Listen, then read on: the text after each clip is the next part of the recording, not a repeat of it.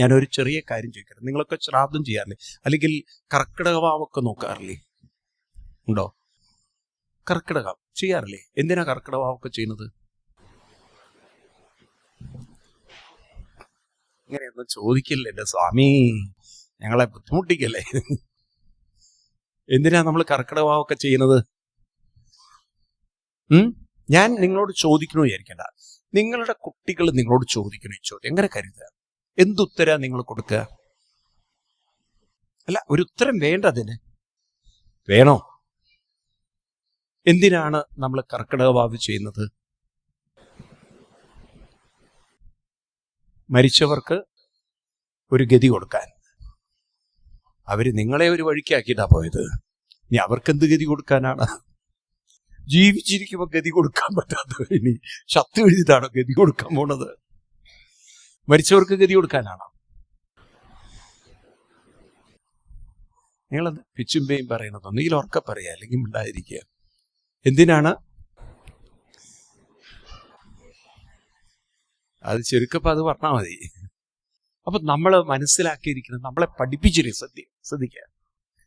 മരിച്ചവർക്ക് മോക്ഷം കിട്ടും, മരിച്ചവരുടെ ആത്മാവ് അലഞ്ഞു തിരിഞ്ഞ് നടക്കുകയാണ്, അവരുടെ ആത്മാവിനൊരു ഗതി കൊടുക്കുക, ആത്മാവിന് മോക്ഷം കൊടുക്കുക, ഇങ്ങനെയൊക്കെയല്ലേ പൊതുവേ ധാരണ. ആണോ അല്ലയോ? എന്നാൽ സത്യത്തിൽ അതല്ല.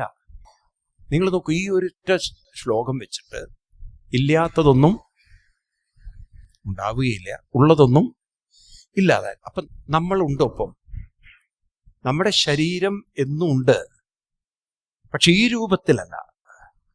ഇതിൻ്റെ ഒരു എസെൻഷ്യൽ ഇൻഗ്രീഡിയൻസ്, വേണമെങ്കിൽ എനർജി എന്ന് വിളിച്ചോ, അതെന്നും ഇവിടെ ഉണ്ട്. ഉദാഹരണത്തിന് ഇപ്പം നോക്കൂ, നമ്മൾ മരിച്ചു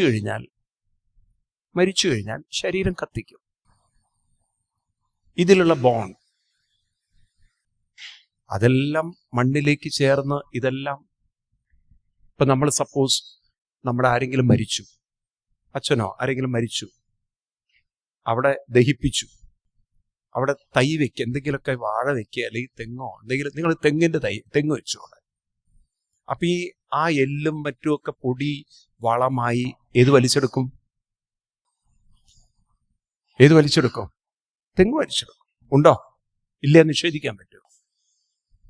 പറയൂ. നിങ്ങളുടെ അച്ഛൻ ഇപ്പൊ എവിടെയുണ്ട്?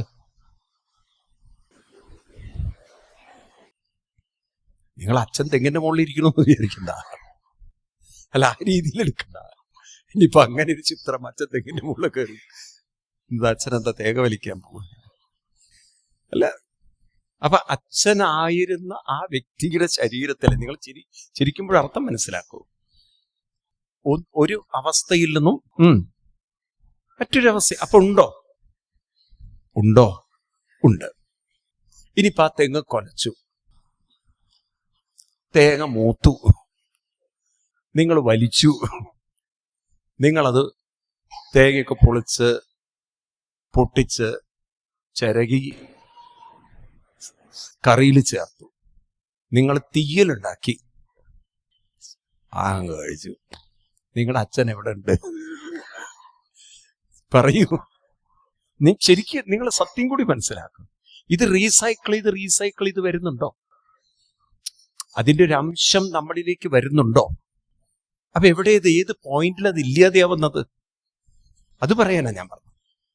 അപ്പൊ ഇവിടെ ഉള്ളതെല്ലാം എന്നും ഇവിടെ ഉണ്ടെങ്കിൽ നമ്മുടെ മനസ്സ് നമ്മുടെ കൂടെയുണ്ട്. ഉണ്ടോ? കുട്ടിക്കാലം മുതൽക്കുള്ളൊരു മനസ്സ് നമ്മുടെ കൂടെയുണ്ട്. നിങ്ങൾ നോക്കൂ, ജനിച്ച ഒരു കുഞ്ഞുവാവിക്ക് പോലും മനസ്സുണ്ടോ? ഉണ്ടോ? ആ മനസ്സ് ശ്രദ്ധിക്കുക നിങ്ങൾ. അത് ഈ ശരീരം വിട്ടുപോയാലും എങ്ങോട്ടും പോവാനില്ല, ഇവിടെ തന്നെയൊക്കെ ഉണ്ടത്. കാരണം ഇവിടെ ഉള്ളതൊന്നും ഇല്ലാതാവുകയില്ല. അത് വീണ്ടും മറ്റൊരു ജന്മത്തെ എടുക്കണം. അതെങ്ങനെ എടുക്കുന്നുള്ള കപിലൻ പറഞ്ഞു തരുന്നുണ്ട് നമുക്ക്. അപ്പൊ ഇവിടെ നമുക്ക് മനസ്സിലാക്കേണ്ടത്, മരിച്ചവർക്ക് വേണ്ടി നിങ്ങൾ ശ്രാദ്ധം ചെയ്യുമ്പോൾ വാസ്തവത്തിൽ ആ ആത്മാവിനൊരു ഗതി കൊടുക്കാനല്ല, നമ്മളൊരു വലിയ ഒരു ചെയിൻ്റെ ഭാഗമാണ്. ഇന്നിതിനെ ജനറ്റിക് സയൻസ് എന്ന് പറയും, ചങ്ങല പോലെ.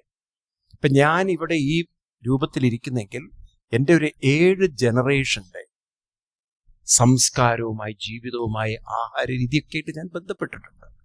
ഇതിൻ്റെ പേരാണ് ജനറ്റിക് സയൻസ് എന്നുള്ളത്. ജീൻ, എൻ്റെ ശരീരത്തിലെ ഓരോ ക്രോമസോംസും ജീനും അതിൻ്റെ ജീനും നോക്കിക്കഴിഞ്ഞാൽ 7 ജനറേഷനായിട്ട് കണക്റ്റഡ് ആണ്. നിഷേധിക്കാൻ പറ്റും എനിക്ക്. ആണോ? അപ്പൊ എൻ്റെ ജീവിതം ഞാൻ 7 തലമുറയോട് കടപ്പെട്ടിട്ടുണ്ടോ? പറയൂ. അപ്പൊ ഞാൻ അവരോടുള്ള കടപ്പാട് തീർക്കാൻ വേണ്ടി അനുഷ്ഠിക്കുന്നതാണ് ശ്രാദ്ധം. മനസ്സിലാവുണ്ടോ? അതൊരു കടപ്പാടിൻ്റെ, അതൊരു ബഹുമാനത്തിൻ്റെ, അത് എൻ്റെ ജീവിതത്തിൽ എനിക്കൊരു ജന്മം തന്ന് ഞാനൊരു പാരമ്പര്യത്തിലേക്ക് എന്നെ കൊണ്ടുവന്ന അവരോട് കാണിക്കുന്നൊരു പറയൂ കടപ്പാട്.